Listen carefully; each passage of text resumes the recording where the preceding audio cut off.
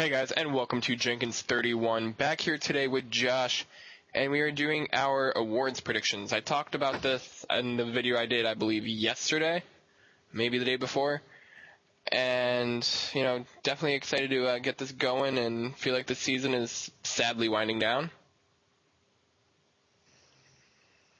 So, you got anything to say before we get going, Josh? Yeah, I have the best predictions. We'll see about that. Alright. We're going to go a little, at least out of order of how I have it. I don't know how you did it. But let's start with our manager of the year. You want to go with, you can go with either one first, it doesn't matter. I'll go with the AL first, actually. I like Terry Francona from the Indians. Okay. I just think the turnaround with him and Naquin, Tyler Naquin from the Indians also has just been amazing. To be leading that division. Aren't they leading the division right now? Yeah, but Tigers aren't far behind. Yeah, the Tigers have actually picked up a lot of ground lately. But, yeah, I think the Indians are going to hold that division. And surprisingly, at the beginning when we did our predictions, I said the Royals were going to run away with this, and it wasn't even going to be close. Well, the Indians, they've debunked that theory of mine. Yeah, no, I definitely thought Royals were going to run away with this again, or even the White Sox. And they're currently sitting in the bottom. Yeah, especially the White Sox when they were like 20-5 or some crap. Freaking Todd Frazier, Brett Lowry, Miguel, Melky Cabrera, Sale, Quintana. Or, I'm sorry, Uniform Cutter, and then Quintana. Yeah. Alright, my American League Manager of the Year is actually Buck Showalter. Orioles haven't really been doing that great the past few years, and they're, in second place right now? There's three teams, the Red Sox, the Blue Jays, and the Orioles, all within, a game or a game and a half of each other for first place. I'm telling you, the AL East is coming down to game 162 between at least the Blue Jays, Red Sox, and Orioles. The Yankees might find a way to sneak in there if they can go on a tear. They have a pretty easy schedule for the rest of this month, so. Yeah, the Yankees surprisingly still have a pretty good shot, but more wild card than division, but I still could see them possibly taking the division. But we'll see. Yeah, I think it's more like a wild card 2 type possibility, but yeah. They are still in it. But I have to say Buck Showalter was definitely on my list here. He was actually second on my list, so. Yeah, and Francona was second on mine. Yeah, I wouldn't. You can't argue between either one of them. Yeah. All right, who's your National League? I got Joe Madden of the Cubs. What he's doing with the Cubs, especially losing Kyle Schwarber really early, I didn't think the Cubs would be as good as they are, but he's managed to keep them one of the best teams in the MLB all year long. Yeah, I got Dusty Baker in the Nationals. The Nationals were what? I'm trying to think. I think they just missed the wild card last year. And they were second place, I believe. Yeah. And, he's turned the team around. There was so much drama and so much crap with the whole Papelbon, Bryce Harper fiasco. And, he's turned this whole team around, in 1 year. That's what Dusty Baker does, is he turns the team just right around and in a positive way. He did it with the Reds. The Reds were almost contending while he was there when they had no chance prior, and now that he's gone, they're down in last place again. Somehow the Brewers are not in last place anymore. I still don't get it. But anyway, even trading Lucroy, yeah. Yeah, Lucroy. I'm surprised they haven't gotten rid of Braun yet. Anyway, but so I definitely have to take Dusty Baker in this situation. He turned the Giants around when he was with the Giants. He turned the Cubs around when he was with the Cubs. Obviously not enough, but he still turned them around. He turned around the Reds, and now he's turning around the Nationals. So. Yeah, but they're all playoff teams. Just remember that. Right. It is a lot of people want to, nick him because he can't win the World Series and blah blah blah, but nobody understands how hard it is to win the World Series. So, I give a lot of credit to Dusty Baker. He was actually second on my list for NL Manager of the Year. I guess you just want to flip flop everything I do or whatever, but. I give a lot of credit to Dusty Baker. That situation was not an easy situation when he came in, even though the guys were really talented, the team he did take over. Right. All right. I'm going to start off with my National League MVP.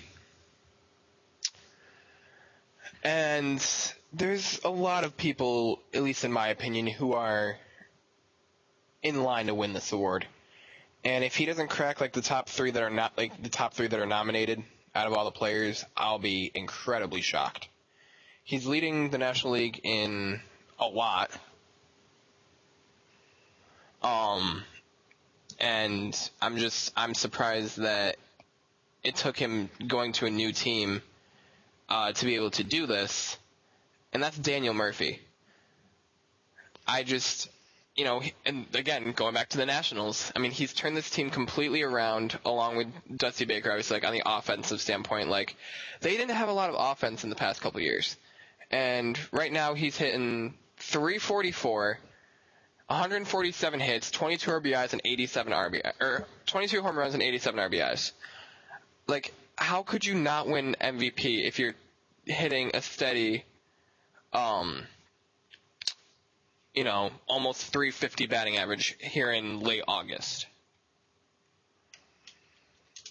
Yeah, I would usually agree with you, but right now I have Anthony Rizzo and Chris Bryant second, and then Daniel Murphy third. Really? Yeah, right. I actually have Daniel Murphy third, and the reason why I have this is because the sports writers, they like to go along with who's the best player on the best team in baseball. Now, if that team is in the National League, in the American League, they might go with more of the stats guy. So if Daniel Murphy was in the American League, I'd obviously choose Daniel Murphy. But in this case, with the best team in the baseball being in the National League, I think that pushes him down to third. I actually like Anthony Rizzo with Bryant second, and really those are the only three I see contending for this thing at this moment. Anthony Rizzo in 433 at-bats has 126 hits, 25 home runs, and 86 RBIs to go along with the 291 batting average. Yeah, I'll take Rizzo in this instance so far. Wait, back up. You're taking Rizzo hitting 291, and then Bryant hitting 296, and then Murphy hitting, 344. So you're taking the lowest, in my opinion, the lowest overall guy to win the MVP, at least, in batting average and whatever. What? Really? Until you started listing off the averages, I saw where you're going with this, but then you said he's hitting 291, you're saying the best player on the best team, and if he has the lowest average, at least between him and Bryant, I don't see how he's the best player. Bryant's hit 30 home runs, 78 RBIs, 8 stolen bases, 392 on base, when you got Rizzo, who, you list off his stats. Yeah, he's got more RBIs, I'm pretty sure, with 86. But then, I just don't get it. Well, keep going. 395. Okay, keep so going. I want to hear more of your theory here. I want to keep hearing this. You want me to go all Chris? You want me to go all Chris Rizzo on you? Freaking bad dog. Keep going. Yeah, Rizzo has a higher on base and more RBIs, but that's really it. He's got the lowest average. Go ahead. Look up Chris Bryant's WAR. What is Chris Bryant's WAR? Win above replacement? Somewhere. Where the hell is it? I just saw it too. Where the hell did it go?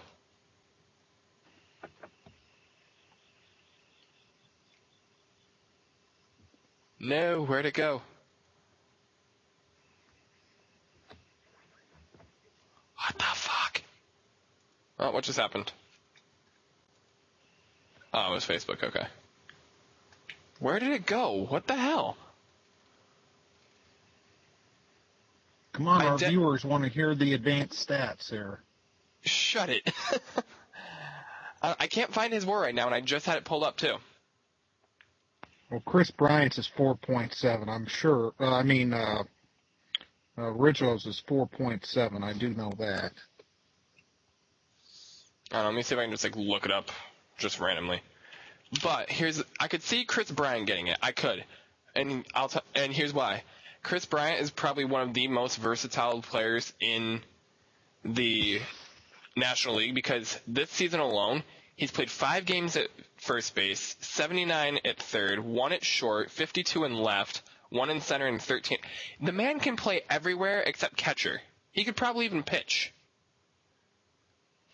Well, I wouldn't go that far, but I do think that he could play anywhere else besides the battery and the pitcher, so we'll see.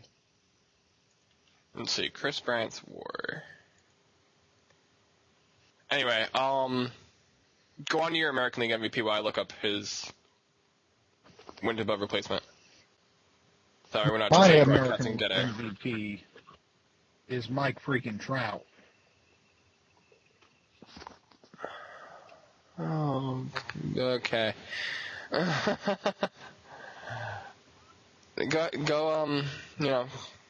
Oh, Chris Bryant's WAR, 6.3. 6.4 average in the major leagues. Because last year it was 6.5, this year it's 6.3. That's pretty damn good. I might have to change my prediction. I didn't even look up Daniel Murphy. I didn't even think about looking at WAR until we started looking at this here. So I changed my prediction to Chris Bryant. So with you're Anthony going Rizzo second and so Daniel Murphy third. You're still going my guy third, huh? Yep, that's what I'm doing. I didn't even go first, second, third. I just came up with first. All right, so you're saying Mike Trout? Yeah, I like Mike Trout. See, I had him, if I were to do, a first, second, third, whatever, I would have him on the outside looking in fourth. Honestly. Because, I think of it this way. You have Mookie Betts who's tearing it up. You have Manny Machado who's tearing it up. And then you have Josh Donaldson, reigning MVP, who's tearing it up. And then, yes, Mike Trout is hitting on the season 309. But he got off to one of the slowest starts this year. And they're not going to look at just the last couple months or overall. It's going to take everything into account. Well, everything is in account. But even if you start off slow, that don't mean anything if you come up with really good averages. And to be honest, I do have Mookie Betts second, and I do have, who's my other guy here? Donaldson, Machado.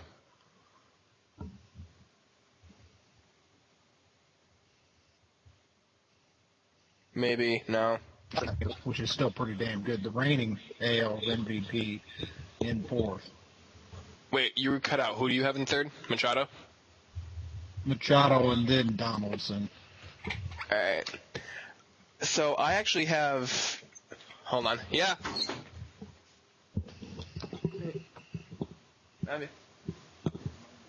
Hey. Okay, I guess he didn't know I was recording.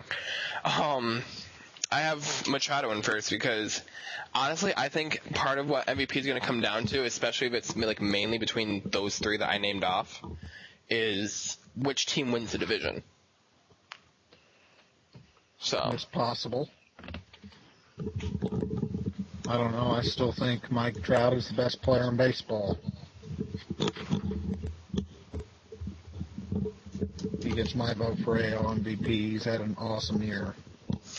Sorry if you guys heard any static or whatever. I was trying to fix my headset.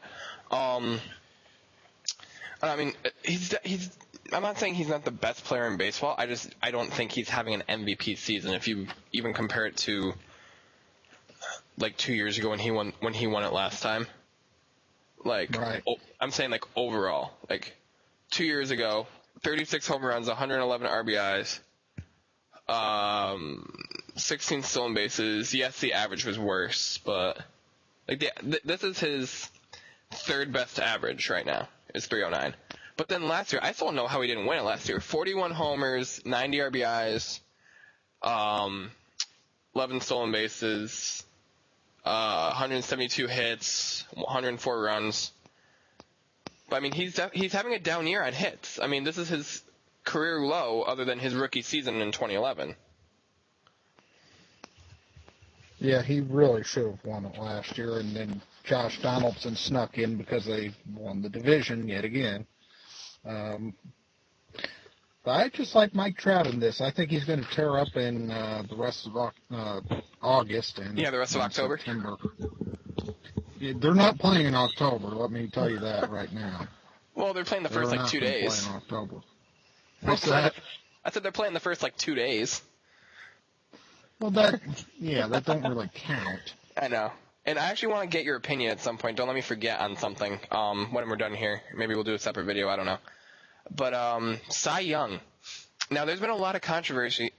I can never say that word. Controversy going on about the MVP because a lot of people are saying that Zach Britton, Baltimore's closer, who is 37 for 37 in save opportunities, 0.52 ERA. I'm doing this off the top of my head, in like 52 games or something, or 0.54 ERA, 52 games. They're saying that he could win the Cy Young. Before either of us give our predictions, do you think a reliever could and should win the Cy Young? I think if they're the best pitcher, I think they absolutely could. But will they? In my opinion, I don't think they should.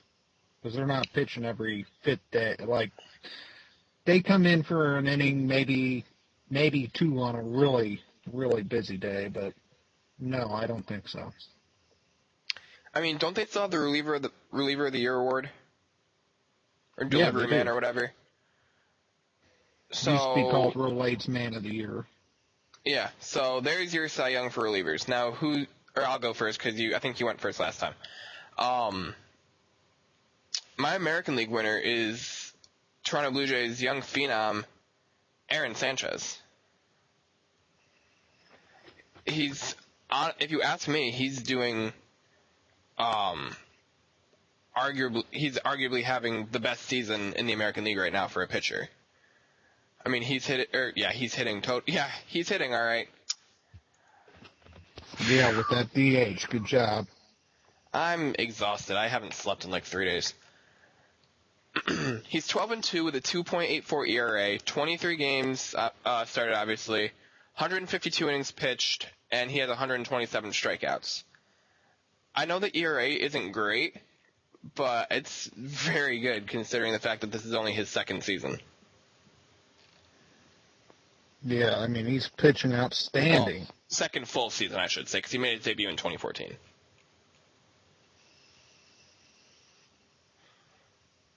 So, who do you have for your American League Cy Young?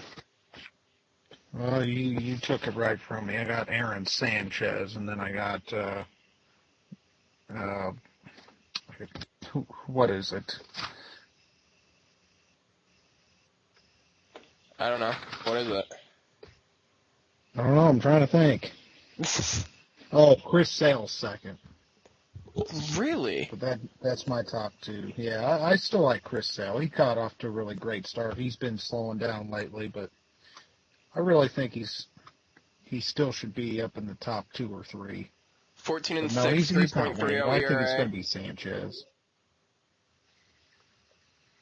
Yeah, Corey Kluber's also in the mix. Yeah, I could see Kluber. But yeah, those are the 3 I have. You can interchange Sale and Kluber. It wouldn't really matter to me. I think Sanchez is clearly the best AL pitcher. And call me crazy, but I know the win-loss record isn't really there, but everything else, I would even honestly throw Quintana in the mix. Yeah, he could be in there too.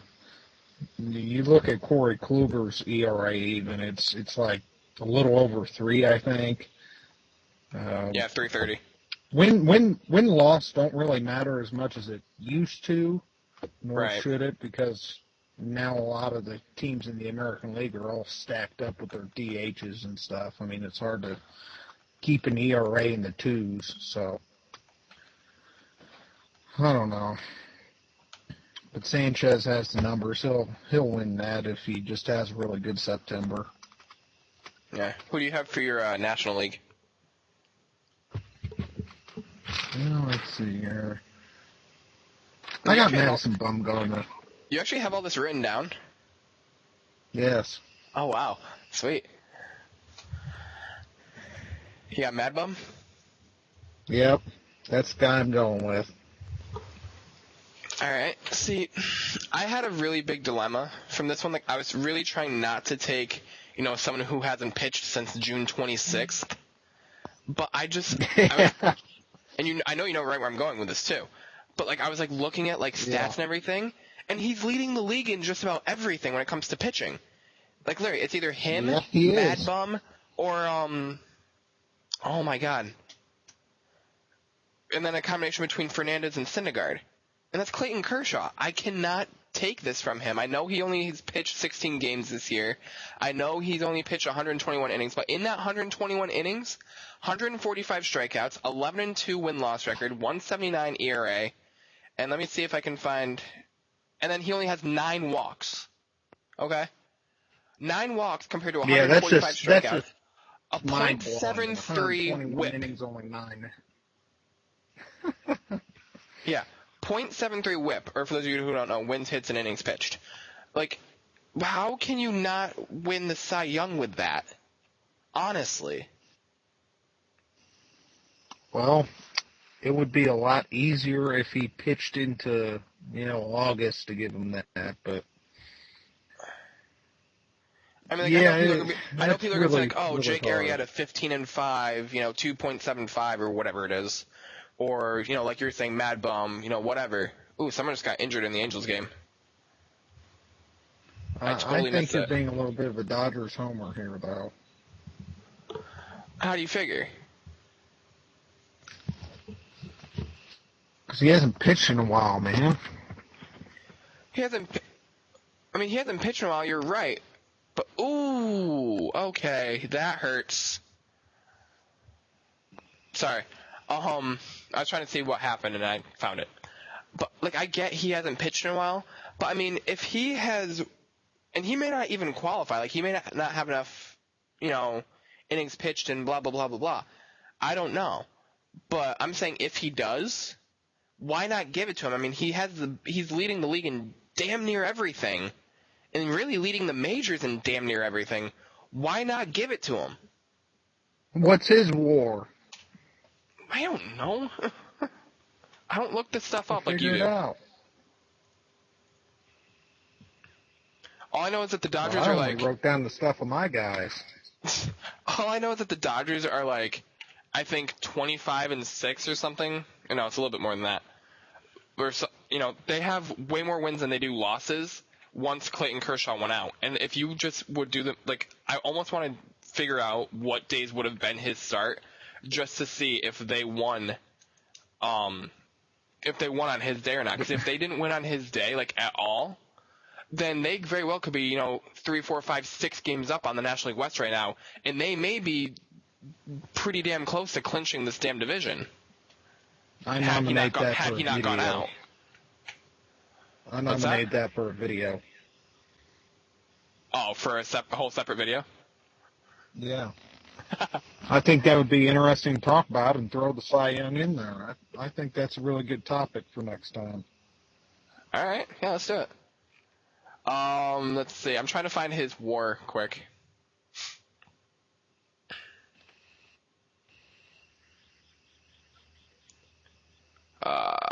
It's not here. Because I just don't see the sports writers giving Clayton Kershaw, who hadn't played in 2 months, the Cy Young. That's just my opinion. 4.8 WAR this year. Well, Mad Bum is 4.6, so It's not too far behind. No, but it's still definitely off. Yeah. I mean, you can't really beat you said, 9 walks in 121 innings either. And that's exactly my point. Like, why That's would just you not? staggering. Like, I mean, he has, like, arguably the best command in the major leagues. Until you get to the postseason. Well, that's a whole different scenario. You don't need the postseason for Cy Young. No, you don't. And he is clearly still the best NL pitcher, but he is injured. Sadly. Anyway. All right. Yeah, sadly. I actually like to watch him pitch whether I like him or not. And I really don't like him, but go ahead. You just want him on the Braves. I'd take him on the Braves. Dude, you'd probably take Jared Weaver on the Braves for crying out loud. Go on, dude. Anyway, all right, rookie of the year. I'm going to start in the American League. Now, the American League actually has roughly 40 rookies that qualify this year. I didn't think there were that many. I thought there were maybe 40 combined in both leagues. But I'm like, wow, okay. So, with that being said, I had it narrowed down to 2 people. And then I realized that one of them didn't qualify, so I'm like, shit. So, by default, I'm giving it to Cleveland Indians outfielder Tyler Naquin. Who was your other guy that didn't qualify? I don't know why the hell I thought he did, because he just got called up last month, but Gary Sanchez. Oh, my. Big mistake there. I mean, the guy's hitting 5 home runs and 40 at-bats. Yeah. He's hitting a home run every 8 at-bats, okay? Would you not give him Rookie of the Year if he was doing that for a full season? I think not. Anyway, or I think so, rather. But Tyler Naquin, in just 232 at-bats, 73 hits, 13 home runs, 38 RBIs, and a .315 batting average with a .376 on-base percentage. And no, I do not know his WAR. That's okay. I'm on a totally different island than you are. I think you're thinking wrong here. How do you figure? Because I'm going with Detroit Tigers starter Michael Fulmer. Oh. 10-3 with a 2.25 ERA. I had him and third. Yes, I do know his WAR. I had him third. Michael Fulmer is the AL MVP, and I don't think it's close. Do you think it's going to be unanimous? Oh, no, it's not going to be unanimous. I think it's just not close in my opinion.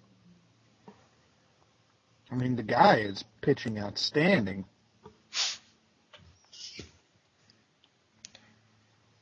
He has 120 innings pitched, only give up 10 home runs.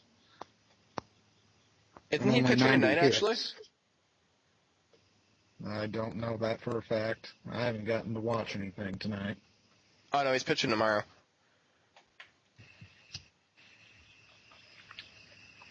All right. So, my National League Rookie of the Year, I was Trevor Story 100%. And then I'm like, I'm going to look up and see who actually is a rookie this year, or considered a rookie. And when I saw this guy on the list, my jaw literally hit the floor. Because he was in the majors last year. He technically was in the majors for like 2 days in 2014.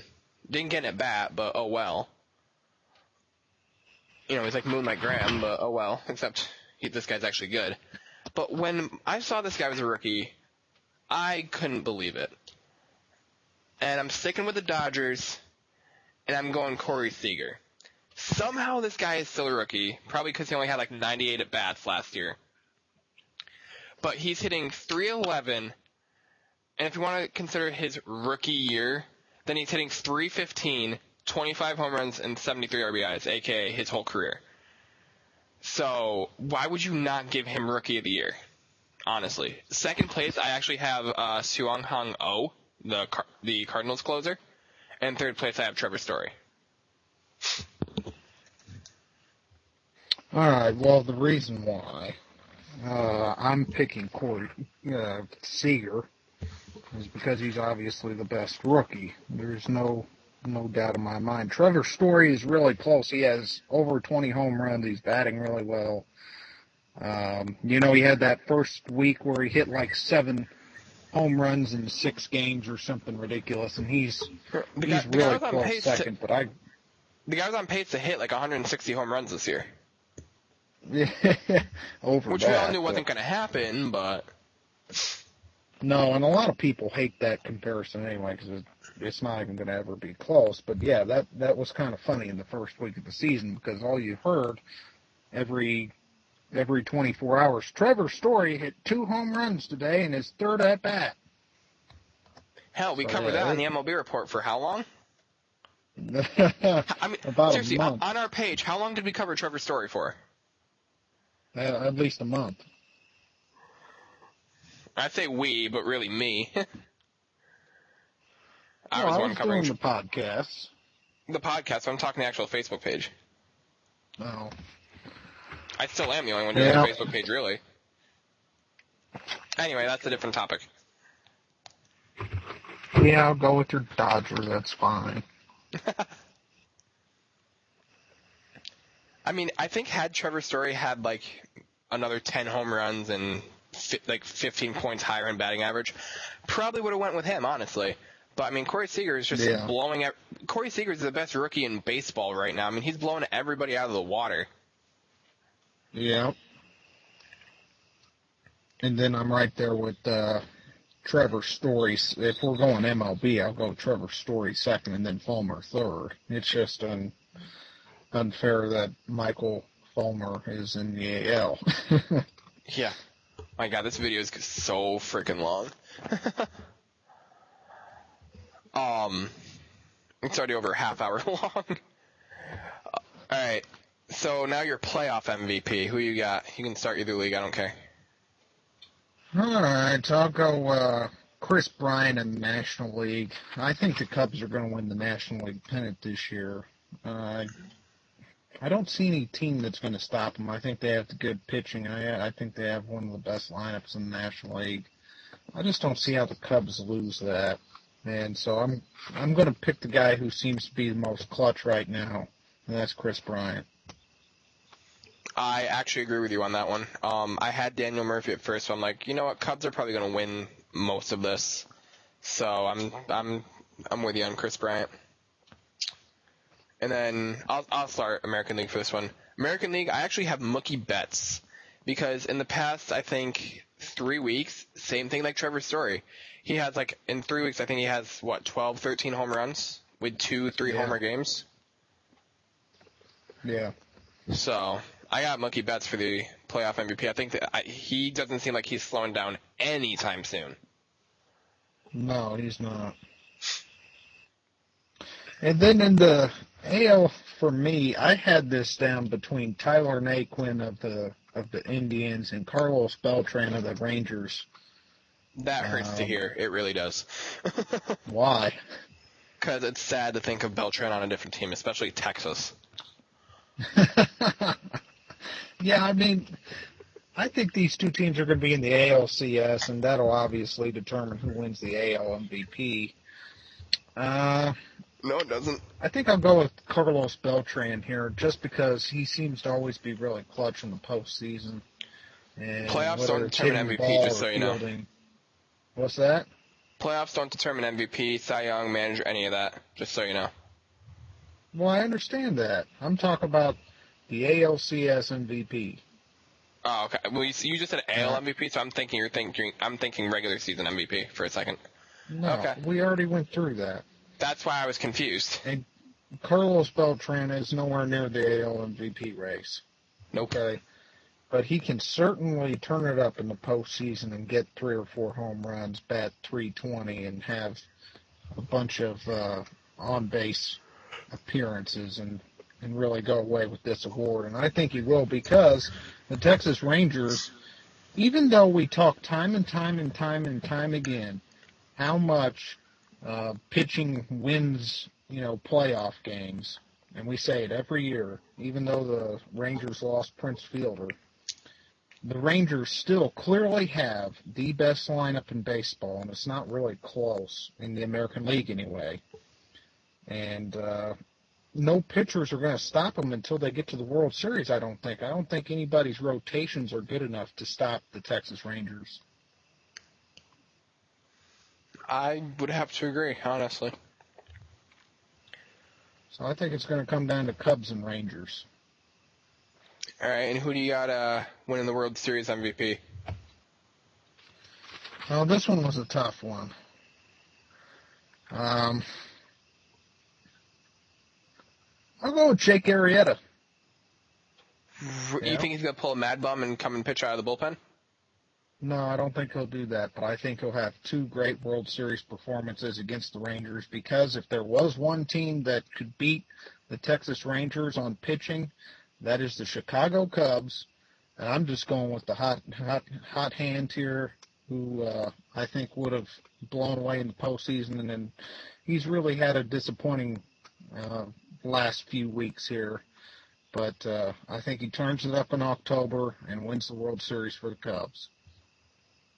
All right. I also have a Cubs player, and I'm actually going right back to Chris Bryant. I mean, it's a lot of the time, whoever wins the playoff MVP, if their team makes it to the World Series and then their team wins the World Series, unless they go like completely backwards, 9 times out of 10 they usually win the World Series MVP as well. And that's what I think is going to happen with the Cubs. I honestly think that the Cubs losing streak is over, and like World Series losing streak is over, and I'm calling the Cubs to win it, and Chris Bryant gets the MVP.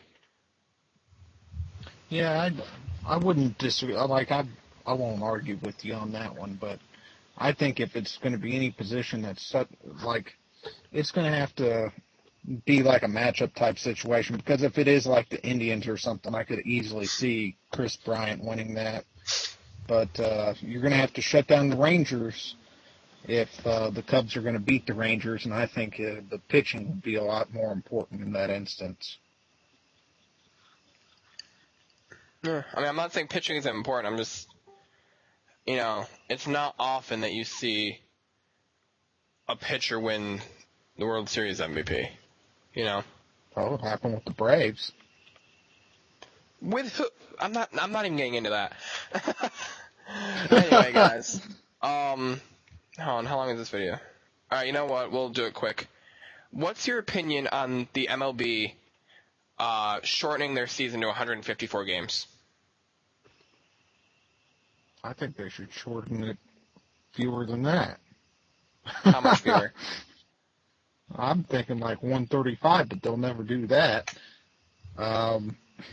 Honestly, I wouldn't have a big problem with it. I mean, it's only, 8 games or something? 8 games. I mean, it's like, is it even 1% of the season? I mean, come on, man. I'm not a mathematician.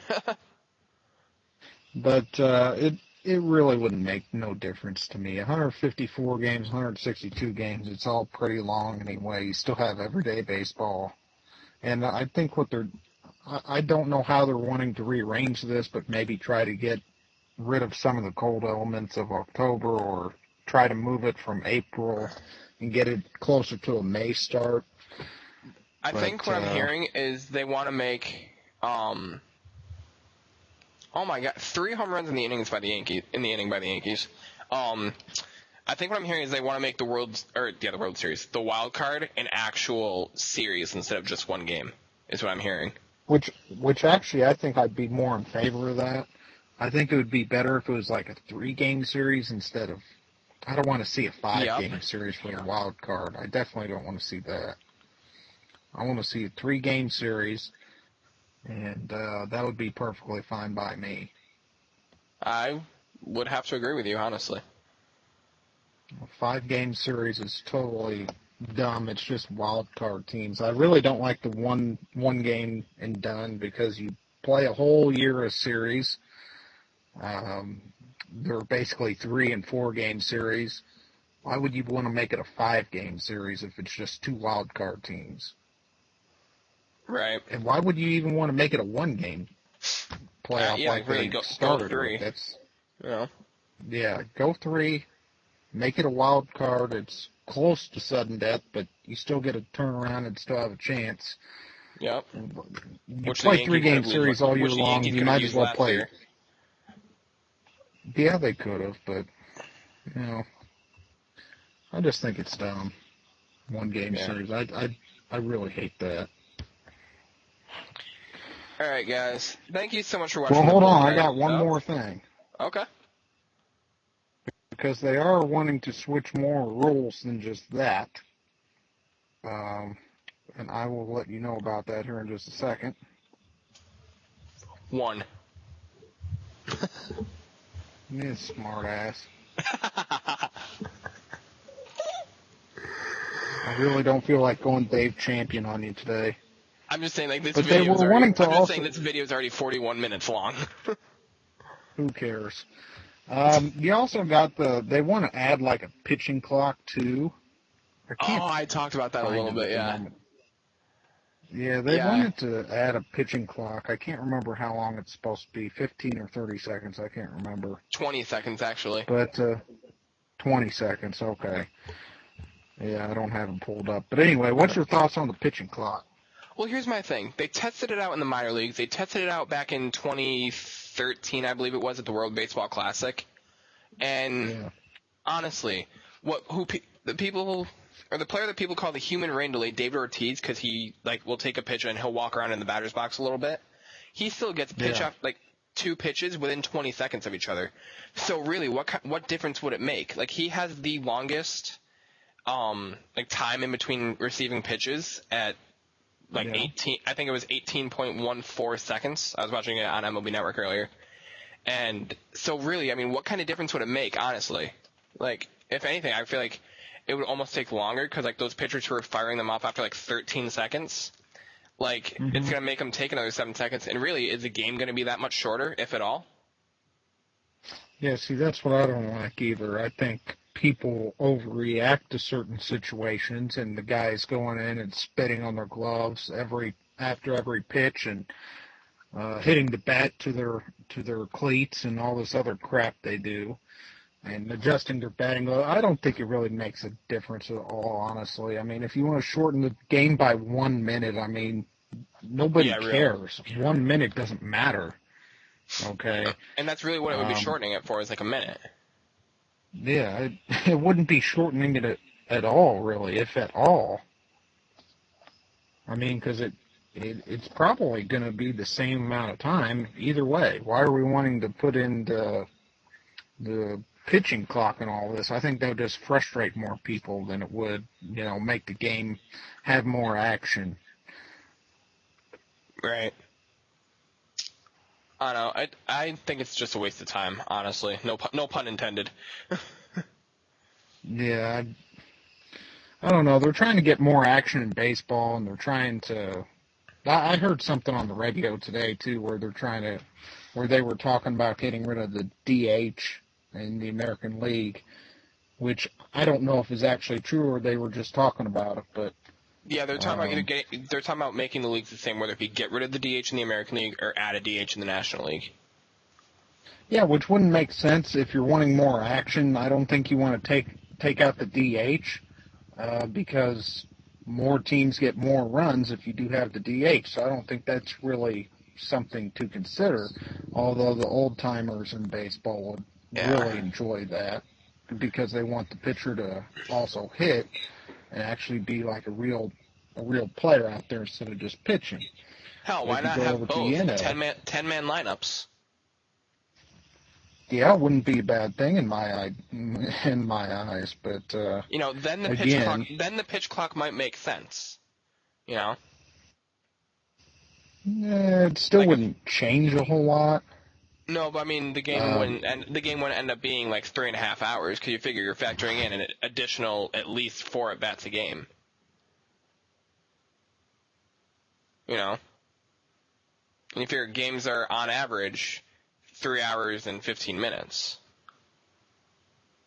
So. All